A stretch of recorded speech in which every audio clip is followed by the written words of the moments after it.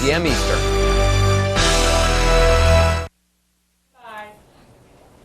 A deal announced yesterday between the White House and the commission investigating the September 11th attacks is proving to be rather controversial. Under the agreement, only certain members of the commission will be allowed to review classified documents from the White House, and their notes will be subject to administration review.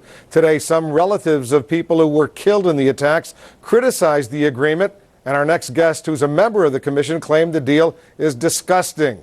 Former Georgia Senator Max Cleland, a Democrat, joins me here in Washington. Senator, thanks so much for joining us. Some of the members of the commission say this is a fair compromise.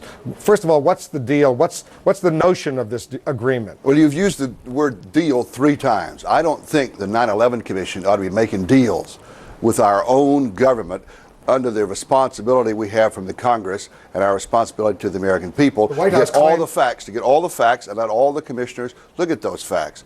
Now, we've had to subpoena the FAA for those documents. We've had to subpoena NORAD for those documents.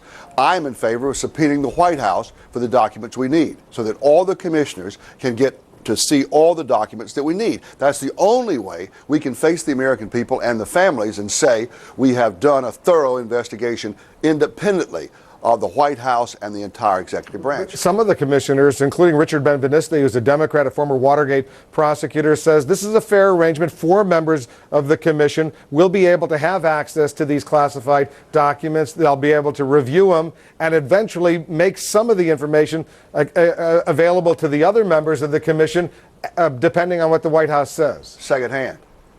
I mean, I'm a member of the commission.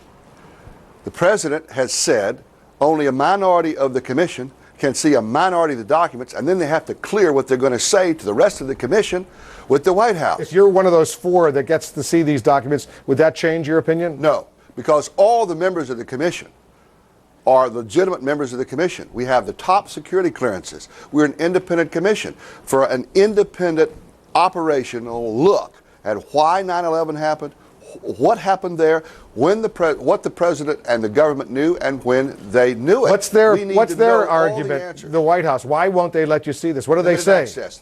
They don't want any more eyeballs to see their documents than they can possibly get away with.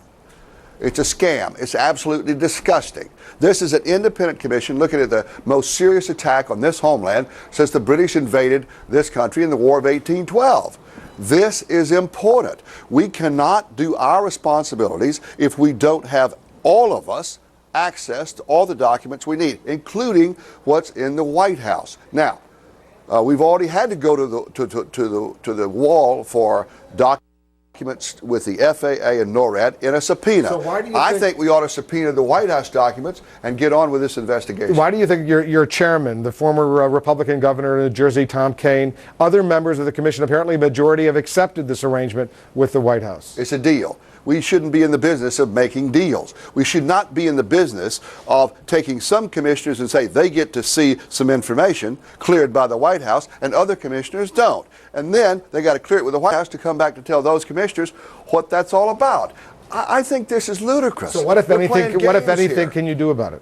Well, first of all, I'm very much for issuing a subpoena to those in the White House that would obstruct this investigation. And that's what we have here, an obstruction of a full investigation on the most serious attack on the homeland in the last 150 years. Before I let you go, let me shift gears for a moment. What's happening in Iraq right now? You wrote a provocative piece the other day suggesting there were parallels to Vietnam, a subject you know all too well. What's your main fear right now? Well, we're in a mess.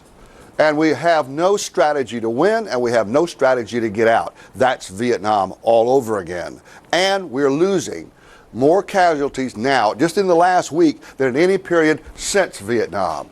We've extended the tour of duty of guardsmen and reservists, and that's going to take a tremendous toll on our communities. They ought to be at home looking after homeland security issues. What do you want, just to pick up and leave? We got to get the UN in and get NATO in.